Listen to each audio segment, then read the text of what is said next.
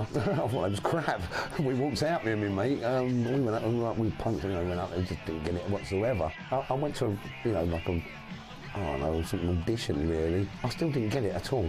I wasn't bothered whether I got the job or not, to be honest with you. I certainly got it though when I sat round Steve's and he played me some stuff which he'd written. And for some reason, I don't know, it sort of clicked. I thought, no, this is it. Yeah, this is great.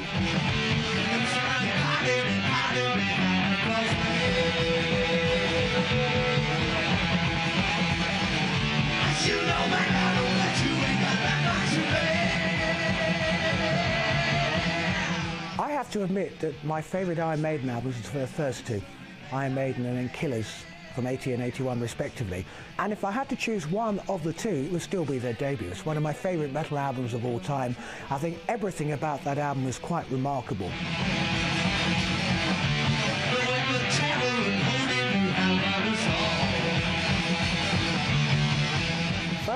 The first Iron Maiden album was absolutely fantastic. While they had these huge heavy metal anthems like Phantom of the Opera, which could have been done by Black Sabbath back in '72, you know. They also had Prowler, they also had Running Free, the track itself, Iron Maiden's Gonna Get Ya. You know, these were really, really top punk rock, full-on heavy metal jacket songs that there was no spillage, no wastage, no extended solos, just wham, bam, pow, wow, up the backside, knock you dead, rock your socks off, gear.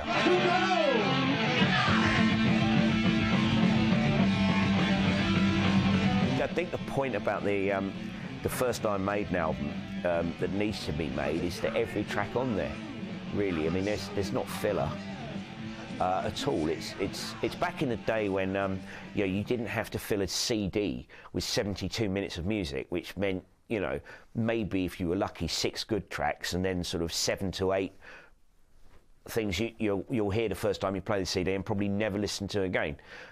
It was back in the day of vinyl, so it was cherry picking the very best that you had.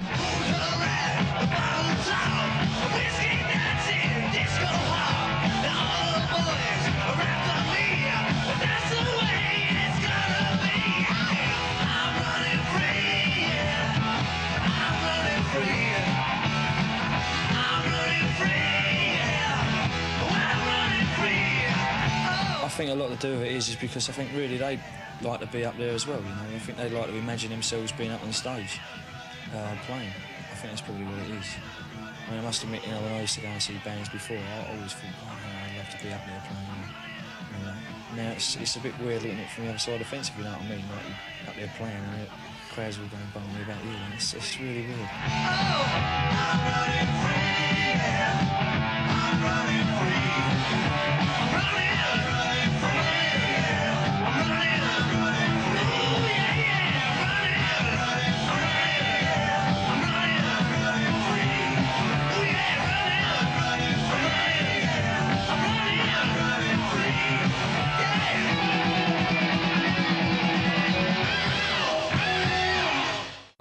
I can't say like it's all like dramatic and we'll get lost in, you know, in the scene of the day, because I don't. I just sort of have it. It's just like pure aggression, basically. I can't hold back. Even if we've got like a 30-day tour and we do them straight, you know, some of them straight with no days off, I can't pace my voice. I just got to do it every night. Got to have it, and otherwise, you know, I think the fans would realise if you sort of hold him back. So, you know, come on where I walk, or I just do it. If I lose my voice, I lose my voice.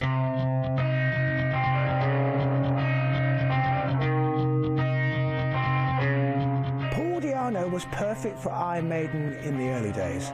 He had an energy, an aggression, a punky attitude. He was the sort of person I would best describe. If he weren't up there on stage performing, he'd be in a street corner mugging you for your ticket to get in. That's the sort of person Di'Anno was. The great thing about Paul Di'Anno as a frontman is that he wasn't the obvious long-haired, loom-panted, you know, shirt open to the navel, hairy chest, Robert Plant kind of archetypal heavy metal frontman, while the rest of the band clearly were those long-haired guys with guitars. Paul absolutely wasn't that. He was a real proper East End geezer. His family background included some gypsy bloodlines. There was a slightly shady aspect to Paul. He was no stranger to the barred window, shall we say, of the local constabulary. If he hadn't been in a band, he might have been in a gang. He was also a real rough, tough guy. I mean, you wouldn't want to pick a fight with Paul. He walked it, he talked it, but he could sing. You know, he wasn't a professional singer in the sense that he knew how to look after his vocals, knew how to deliver 100% every night, and this was kind of his undoing. He was such the authentic geezer that when he was on, he was pretty bloody amazing, but he couldn't do it every night because he'd get wasted, he'd get pissed, drugged, and, you know, one show out of 3, his voice was gone, he just couldn't be bothered, didn't want to know, someone had pissed him off, someone's going to get a knuckle.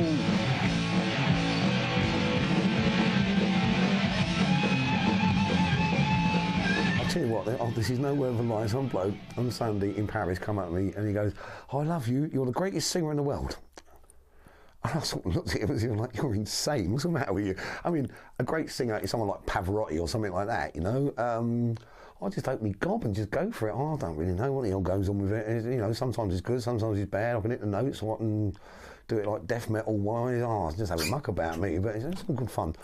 I'll take it seriously, you know, like playing and that, but I've never thought myself as anything more than just the mouth with a man, that's it, really. Paul Di'Anno came into the band at a very important time. They'd already been through a succession of vocalists, more typical heavy metal type vocalists, and the last of those had effectively split the band, and Steve Harris had to reassemble it from scratch. At that point, he brought back in his old mate Doug Sampson and found Dave Murray on guitar, and Paul Di'Anno came shortly after that. Iron Maiden were probably the first of the new era of metal bands at the end of the 1970s, and what I'm talking about are the bands who succeeded through after punk had hit.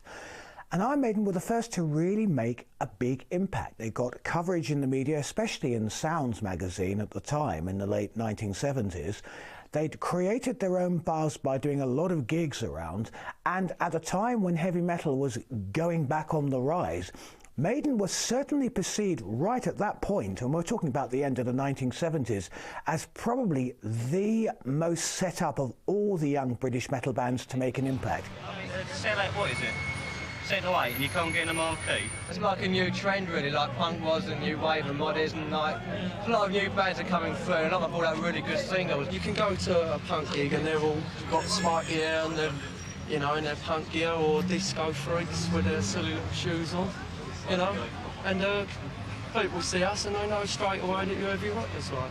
If I had a pound for every time I've seen Iron Maiden, I'd be a rich man by now. I'm Lloyd's underwriter, actually. It's what? Lloyd's underwriter, right? Do people you work with you right? No, I don't like it at all. We insure all this equipment in there. You do? Yeah, we insure all that stuff in there. Is that why you're here, or are you here because you love heavy metal? I like me because I like heavy metal.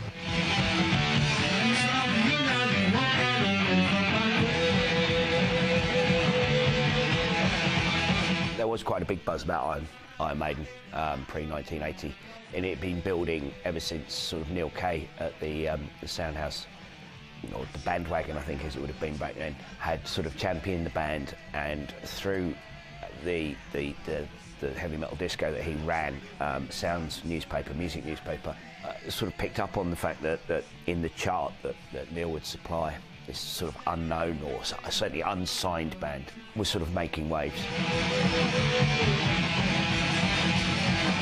There was an amazing buzz about Maiden before 1980. What you've got to bear in mind is that we'd had the big punk rock thing in the mid-70s, and finally a lot of British metal bands had learned from the kind of punk experience, really, insofar as they didn't need to be signed to major record labels in order to get their product out. They could self-finance their singles, which is what Iron Maiden did with a thing called the Soundhouse tapes, which was purely done off their own backs. The Soundhouse tapes has become legendary. It's iconic. In terms of metal, it's almost the new wave of British heavy metal holy grail, as it were, although we discovered it.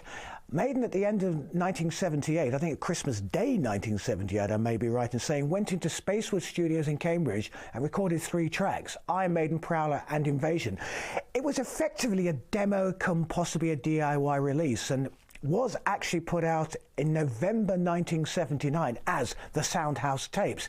What it did was it encapsulated Iron Maiden on record for the nation, so that for the first time there was something we could hear on record that wasn't just seeing the band live, and it captured the imagination because it captured their energy. You actually listen back now to the sound and it's very raw, very primitive, but very Iron Maiden. If you listen to the Soundhouse tapes now, they don't sound very good.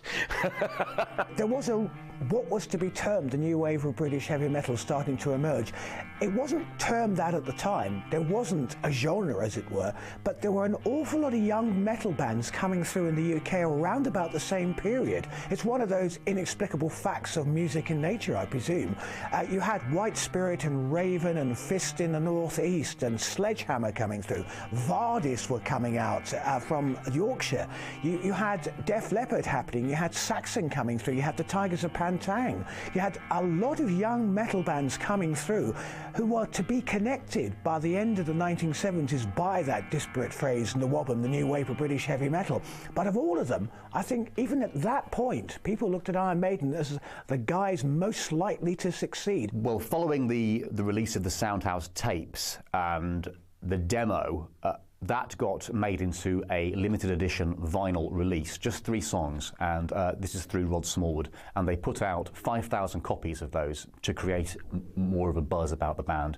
Rod Smallwood told the press they'd made 15,000 to make it sound like it was a bit bigger than it was. In fact, it was only 5,000.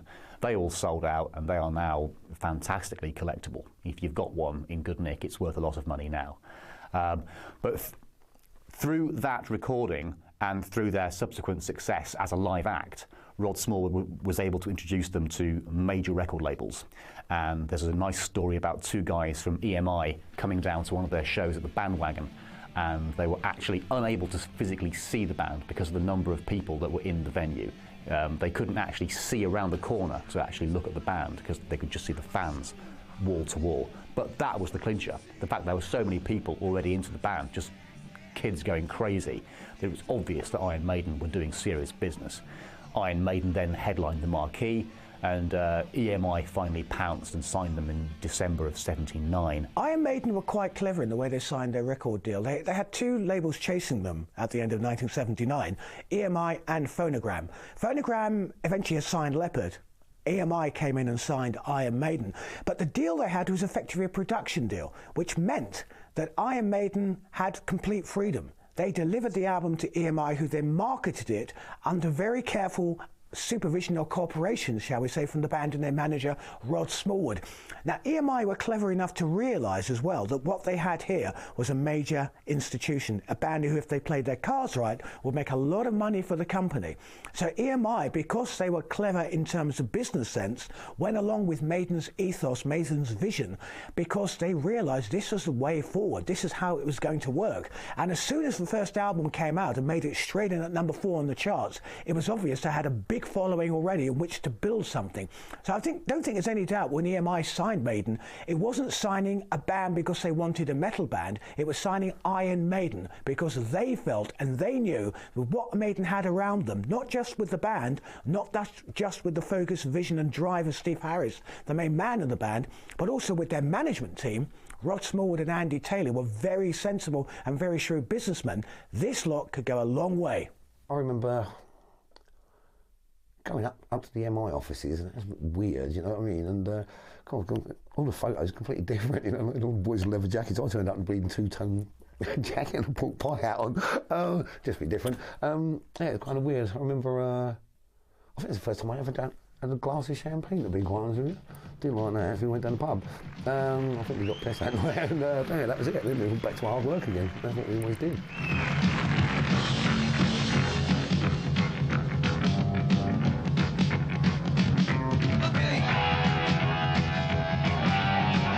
I was playing with a band called RDB, Reemerstown Boulevard. Myself and Dave Edwards, very harmony guitar based band. Steve Harris and Dave Murray used to come down to the Bridge House in Canning Town to watch RDB on certain nights. And unbeknown to me, Maiden had signed quite a big deal with EMI. And also not really knowing them that well, I was contacted by Rod Smallwood because they were looking for a guitarist, second guitarist, harmony guitarist, second backing vocalist, whatever you want to call it. And I got a call on a telegram when I used to have telegrams in days from Rod, and I went down and met the guys in Wardour Street, and they explained to me that they'd watched me up the Bridge House in Canning Town, and they thought that I would fit in with the second guitar, harmony guitars, and the backing vocals. So that's how we got to know one another. Well, I was in, I must admit, not so heavy kind of music, more into the Wishbone Ash, Capability Brown, the sort of harmony guitars which I've always worked with, but Beatles, Stones, Led Zeppelin, the stuff from years ago. But we used to play with our band. We used to write our own material in RDB, and it was always based around harmony guitars and harmony vocals. It was a new venture going into the heavy metal side of it, so it wasn't too bad, but starting to listening to the demos, because you've got to remember that they'd played these songs and recorded these songs on demo form, but not actually on a proper album with a proper record company.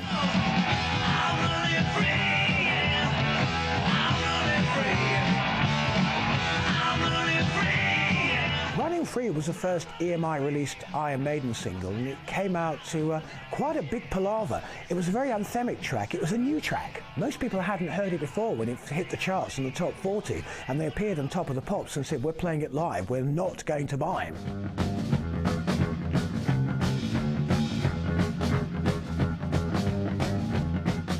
It was the thought of going to do it that was scary. So when we got up there, we was all getting the ump. Because they wanted us to like lip sync and mime. We said, we ain't doing none of that. We don't have that. We ain't one of Poncy like toe rag up there. Like, no, not having it. So we agreed to play live, but it wasn't much better than what we're speaking now. So it was absolute, it was a joke. But you just get on and do it, don't you? On the other stage, what was it, Spandau Ballet giving us the evil eye, so we was like, yeah, go on mate, we'll have some of you after, and that was it, so we needed a punch up in the green room. You got the floor manager, the engineer, the producer, and it's got to be quiet in there. Everything, you can hear a pin drop, and every artist on Top of the Pops, they mime, and they've got this little monitor in front of them, and back comes the track, and then they're miming, or they might even have a live vocal mic, but the actual backing of the track is coming through this monitor. And we started running through the song, and no, you can't do it. It was just pandemonium. And the engineers coming out with the headphones on, no, too loud. So what we did was we were using H&H amps at the time for this recording, and they've got like a master valve gain and a volume that you can back off. So basically, what we did was we upped the gain, take the volume off, and then you can play that little riff, at a very low volume, but it still sounds really punchy and powerful. And then we just taped the drums down so they wasn't very loud and the cymbals wasn't too crashy. But yeah, we got away with it because slowly we brought it down to where the volume that they wanted. But just the funniest thing we ever saw, that while we were sitting on the edge of the stage and we were playing about with little things, Shaking Stevens was on the next stage. I've told this story so many times. And he was doing This Old House, I think it was called, and he had these brand new trainers on. And he always danced about while he was singing. And the problem was that all you could hear coming from that stage was the squeaking of the trainers. The squeaking was louder than the actual monitor that his track was coming back at him there. So that's how quiet it is in that studio. If you've got a little pair of trainers squeaking, that's how quiet it is. I spend the night in LA jail, listen to Silence Whale. Thank God, they on me. I'm running wild, I'm running free, yeah. I'm running free, yeah. I'm running free. I'm running free, yeah. I'm running free. When I was writing this thing, it was really difficult because I had an idea of doing a song, but I wanted to have that sort of Gary Glitter drum beat to it, you know what I mean? That's how it came about. And then me and Steve started working on it, and it's really simple, you know, it's simple but catchy, but not sort of pop, really. You know, it wasn't supposed to be like that. It was just a song which just sort of came about. I think me and Steve must have wrote it in half an hour.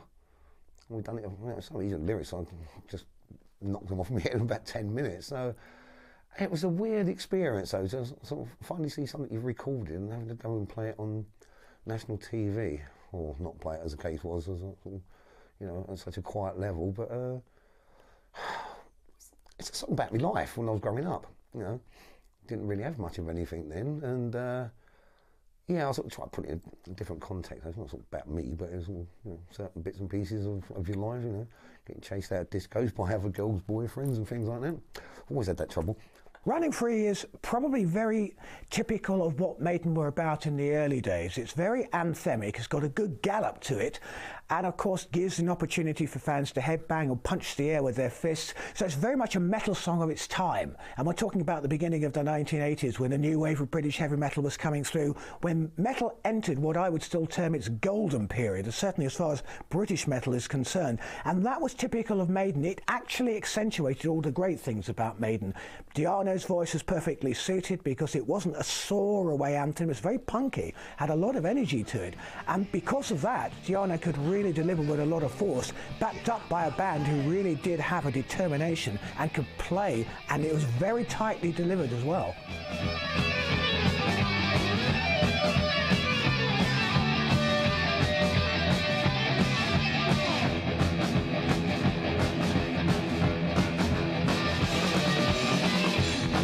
I think was probably the poppiest song that they had. It was catchy, and what with the sort of like the drum beat that everyone can sort of jump to and stamp their feet to.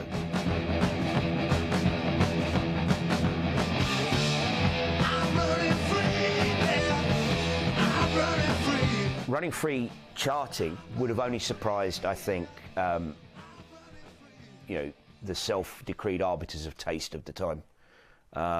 You know, and the record industry, well, certainly these days, I mean, it's a place for wannabes and for people who think it's a cool place to work and really have got no interest in music. And it's run by lawyers who are only interested in money, lawyers and accountants that want money, you know. But back at when Iron Maiden got their deal with EMI, there was still a semblance of the old industry left, where the actual music was more important. But you still had this sort of the influx of, you know, this whole, you know, England's obsession with pop music and the top 40, when in fact it doesn't make any money at all, and it was the rock bands like Iron Maiden that sold lots of albums and sold out loads of tours. That's where the real money was to be made, and yet it's just ignored, you know, by, you know, the media in general, kind of thing, or has been for a long time. So those kind of people would have been shocked that these noisy upstarts from East London, you know, had the temerity to bust into the charts with their first record. But no, if you look at it, and the fans wouldn't have been surprised, because they were going to see Iron Maiden all the time, and Maiden were getting great press coverage. You know, they've always had a good relationship with the press without cozying up to the press in any way, and a lot of that again is down to Rod Smallwood's management. Sometimes when you've got all those things fall into place, it's not that difficult for a record company to do its job properly. I'm running free, yeah. I'm running free.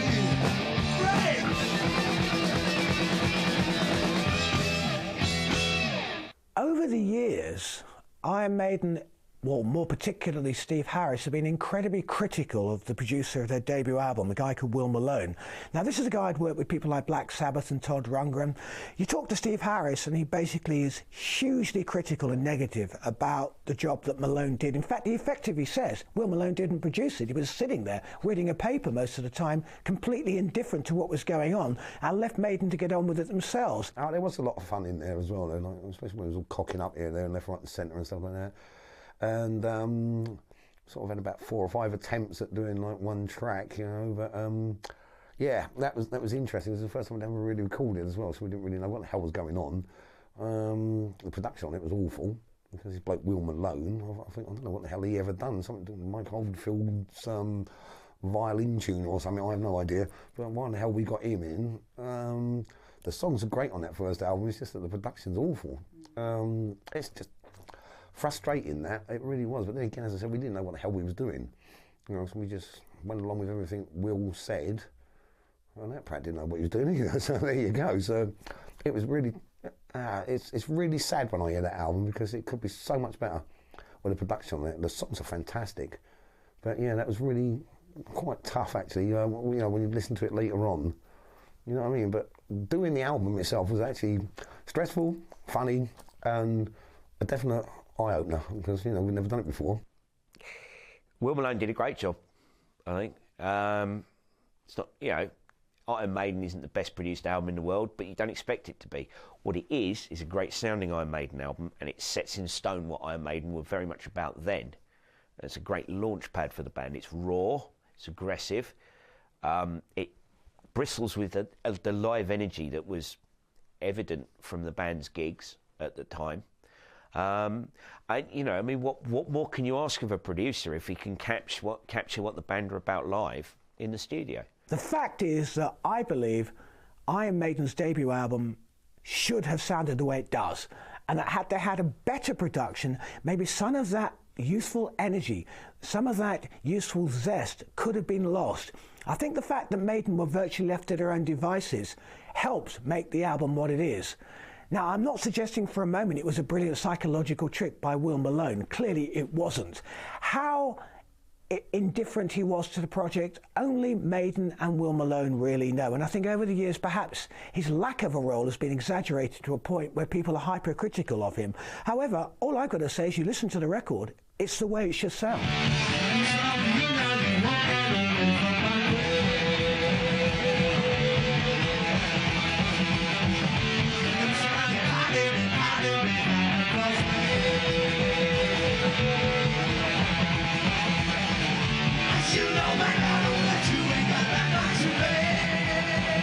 If I had to choose one song, not just from the Iron Maiden album itself, but from Iron Maiden's history as definitive Maiden, it would always be Phantom of the Opera. It is my favourite Iron Maiden song because it's unlike so much else they did at the time, yet it is representative of everything Maiden can do. It's an epic, it's got a real breadth to it, it's got a gallop to it, it's got different sections, it's got a wonderful instrumental part that's beautifully played with lots of guitar and really is quite uplifting. And it's also got a real power and aggression to it. And it's got so many different elements, and they've combined it in a song which lasts 7 minutes plus, and at no point does it lose its focus.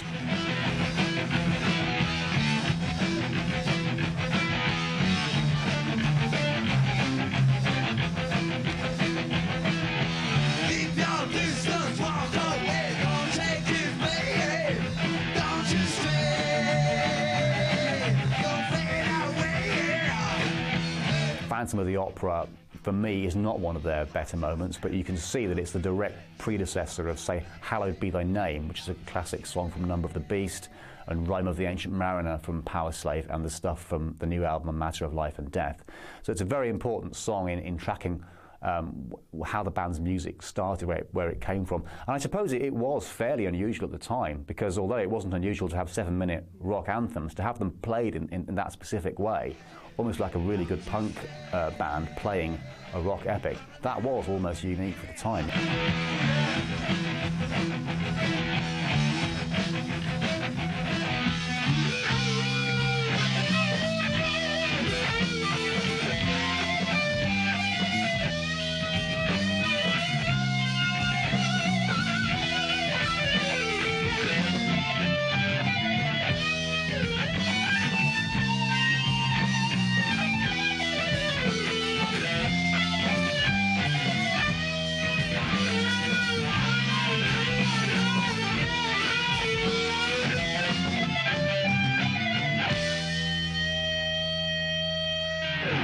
When I was given the tapes to learn, to take home and just run through parts, the riffs, the harmonies, the chord structures, because it's the longest song and it's got so many time changes in it, I think it's a bit of an anthem, so everyone liked it, you know, they liked it for the Lucozade advert and everything else, so, you know, I think that's why it's stayed a firm favourite, and it's also got that chant thing, which, again, recording it, we put all these harmonies on, and Rod walked in and went, sounds like Queen, get rid of some of them voices. So it's still raw, but it's still got the little harmony, the two-part harmony a little bit that makes it sound bigger. But I think that's it. It's just an anthem. It's such a great song. I think it was one of the hardest to learn as well.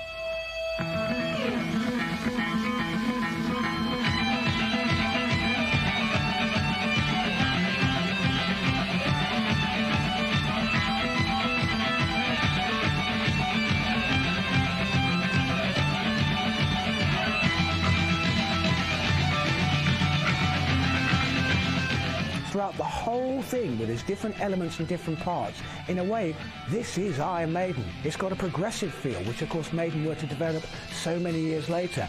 And to this day, I think it remains the definitive Iron Maiden track. Lots of people will disagree. Everyone's got their favourites. This is my personal favourite, but it actually became, and it still remains, one of those moments that when it comes on, everyone just cheers because it's so much representative of a golden period, and not just in Maiden's history, but in metal's history.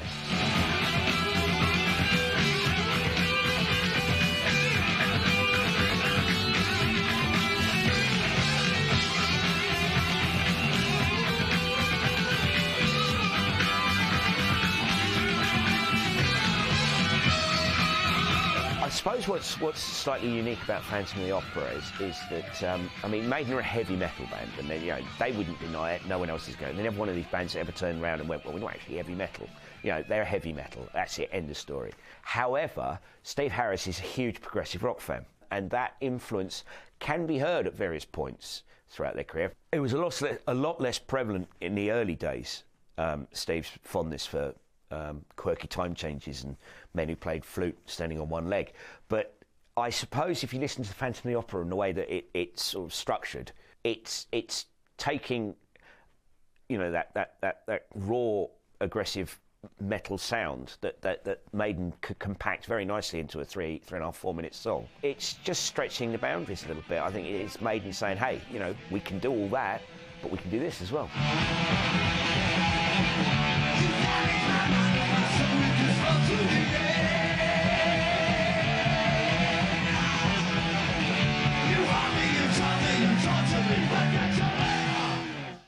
Oh, we all got on all right. The thing is like Iron Maiden's always been Steve's band, right from day one. I mean, he had the majority of the songwriting and everything. I had a few other good songs as well, but they didn't all make it through. Obviously, I'd say, yeah, it's a bit sort of one side on Steve's, but we trusted him because, you know, he's the one who had that just tunnel vision of how it should be and all that. You know, the others, we all contributed, obviously, but it was definitely Steve's baby. So, yeah, so you sort of overlook things like that. It did get a bit frustrating sometimes when you think, well, I've got a better song than that one, you know, but there you go, we do.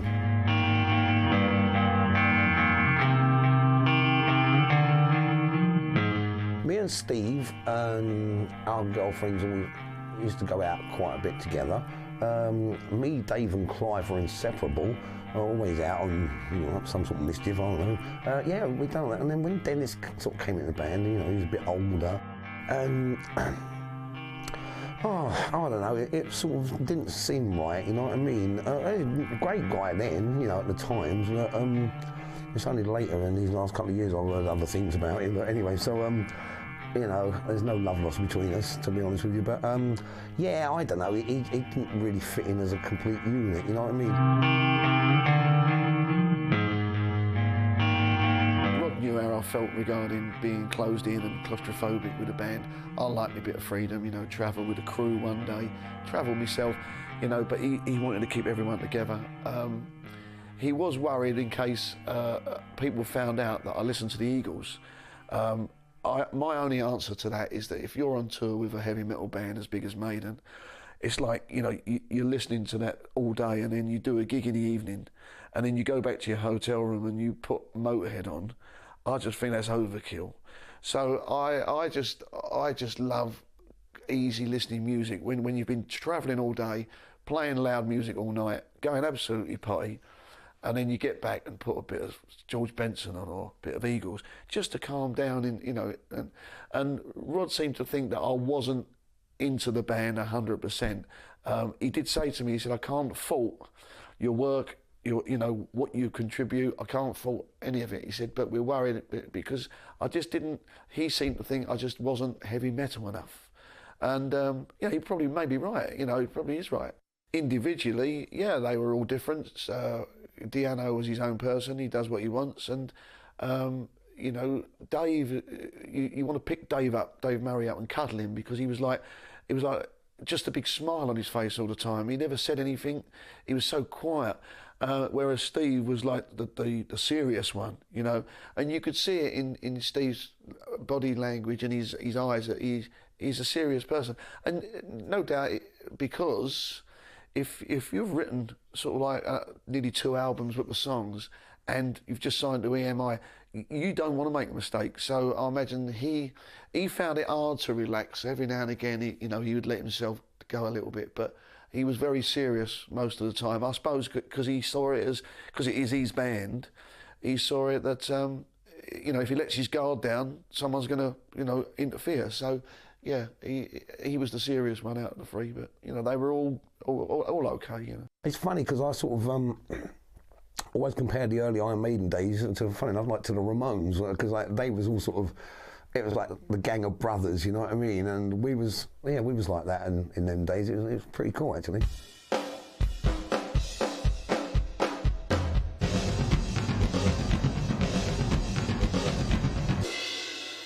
There is no question whatsoever that the history of Iron Maiden is completely wrapped up with Eddie. That without Eddie, Iron Maiden may not have made the huge impact that they went on to do for so many years. Eddie has become, and with all due respect to Ozzy and Lemmy, the iconic metal figure. Heavy metal's always had a bit of a cartoon element to it, so I think Maiden capitalised on that kind of idea from the start. First time I saw Iron Maiden at the Sound House in Kingsbury in North London, Eddie was really no more than a plank of wood, to be honest with you. It was a plank of wood with a skull on, and at the end of the show, he would kind of dribble blood, and there'd be this, you know, sort of half-hearted dry ice going on, and the blood would drip on the drummer. At that point, it was a guy called Clive Burr. So Eddie had very, very humble beginnings, you know, but has subsequently developed not only on the albums and the single sleeves, but as this kind of giant marauding monster on stage. I'm a huge fan of Derek Riggs's work. And we all know that, I mean, Eddie was actually a character Derek Riggs had drawn as a punk, and Derek was not really into heavy metal per se, and he created this kind of punk character, but Rod Smallwood had seen that, and that's going to be, you know, because it tied in with a character that Maiden already using on a backdrop, that one of their technicians would have bright lights in the eyes and dry ice coming out the mouth, and so they had this kind of figurehead, and the fact that they could transpose it from the sort of, I suppose it was quite haphazardly put together creation on stage into something that is now ingrained in heavy metal legend, was a masterstroke in a way, because I mean, again, it builds that identity. I mean, I can tell you stories of working for magazines where I've been abroad and I've had a copy of the magazine and it's had like a double-page advert from Iron Maiden, and I've had Maiden fans asking me if they can buy that copy off of me there and then because it's got some artwork in it that they probably won't see in their country. And that's how important that, you know, on both sides of the thing, is how important it has been to Iron Maiden, how important it is to the fans as well, this sort of identifying creation that you know, they've been allowed to play with over many album sleeves. But the first one is the one that really sort of has that major impact.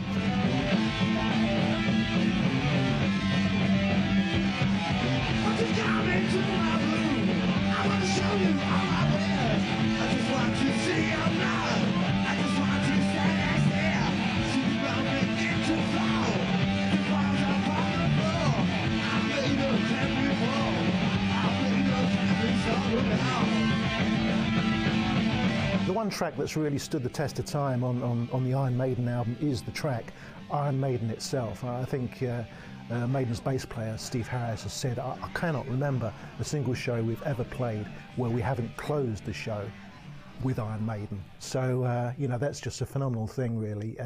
There's this particular track on the debut album, came out in 1980. They're still playing it, you know, more than 25 years down the line. God knows how many thousands of shows later. So that's the one that's really, you know, stood in there and hung in there throughout Maiden's career.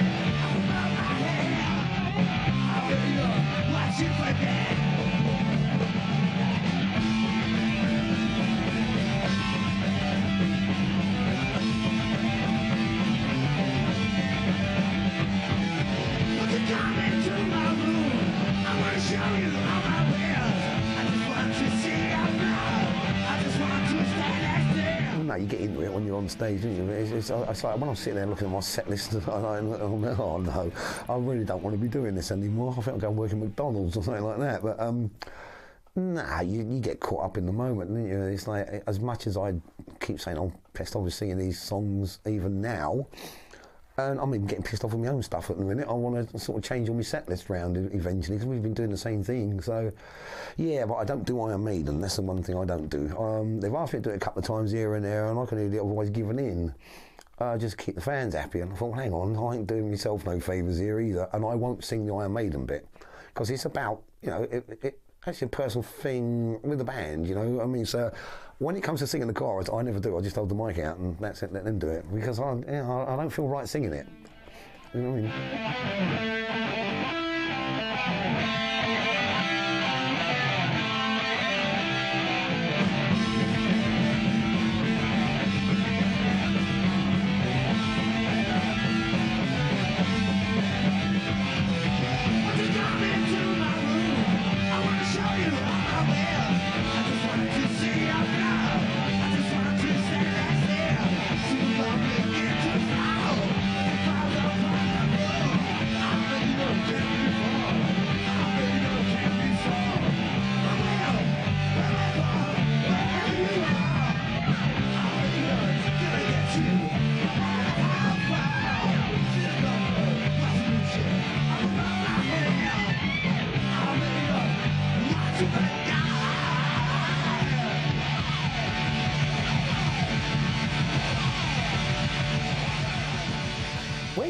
Iron Maiden's second album came out in 1981. I think it split opinions. I was in a minority at the time in loving the record, and still do to this day, but an awful lot of people felt it was a disappointing follow-up. And a lot of people pointed to the fact that, with the exception of Murders in the Rue Morgue and Killers itself, all those tracks had been around for the debut, yet hadn't been put on the debut, so it must be a case of leftovers. No, absolutely not. I think part of the reason why Maiden didn't put those tracks on the debut was because a lot of them were more complex, and when really a second album set of songs, not a debut album. I can't see something like Innocent Exile or Drifter really belonging on the debut, or certainly Genghis Khan. Those tracks belonged to a second album when things had developed and maybe the maturity had taken over a little bit.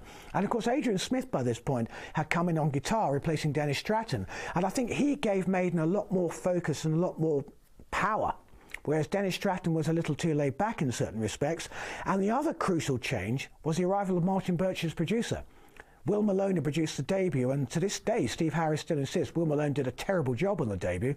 Well, I think the debut is what it is, and quite honestly didn't need a better production, but the second album certainly did. So Martin Birch took it to another level. I would say Killers was a really strong follow-up, and over the years I think people have grown to love Killers and really appreciate what it had and what it did for Maiden.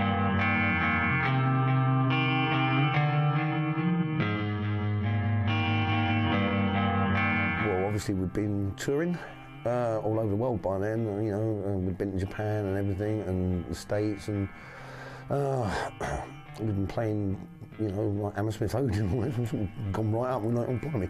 I think we want to keep the format pretty much the same as the first album, you know, because that's all we knew how to do. But the songs were getting a little bit more slower, and dare I say a bit more melodic. So there wasn't that urgency, you know, so much urgency, but we had Martin Birch then as well as producer, and he was fantastic.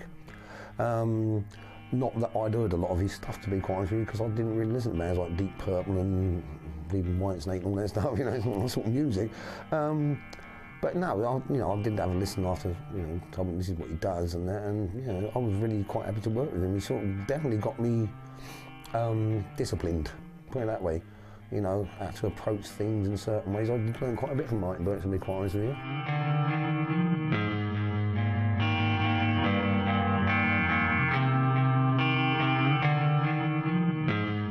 It's difficult. It was that thing about whether the second album, the music was changing quite a bit, yeah, and I was sort of not really, really happy with it, and I didn't think I was giving 100% because I was losing interest.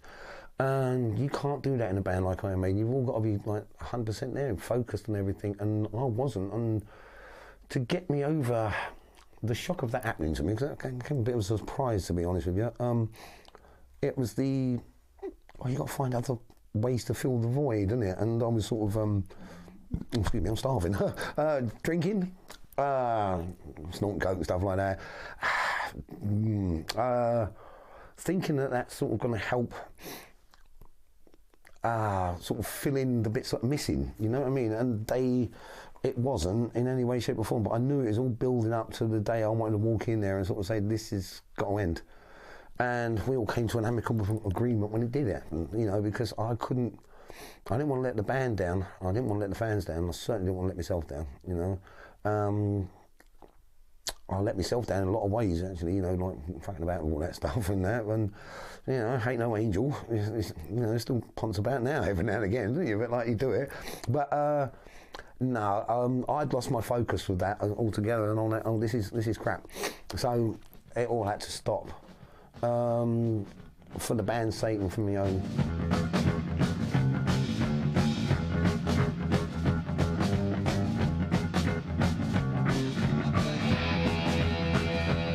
Iron Maiden is a classic album.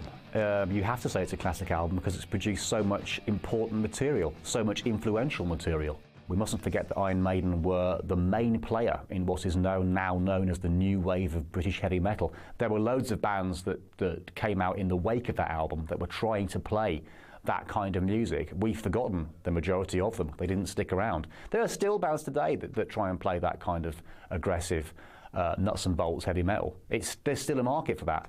So even though the album wasn't well produced, it sounds raw, it sounds thrown together, it sounds hurried, because it was all those things. But even with that in mind, you have to say it's a classic because it established Iron Maiden and it delivered a hell of a lot of good material that people still want to hear today.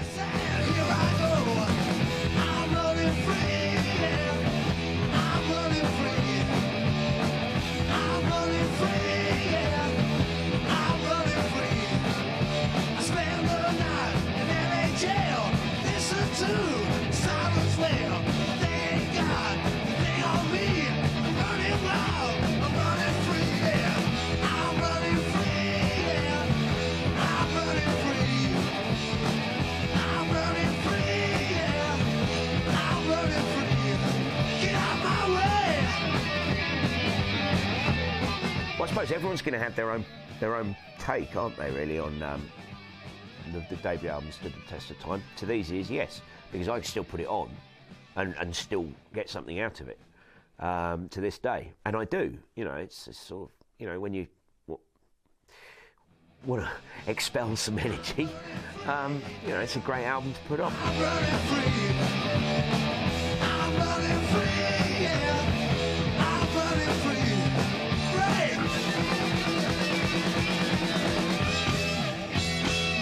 We just made one little tiny crack, really. I mean, we got loads of work to do. I mean, all right, we can sell out most of the major venues in Britain. We got the rest of the bleeding world to go yet. We got to start all back in square one again.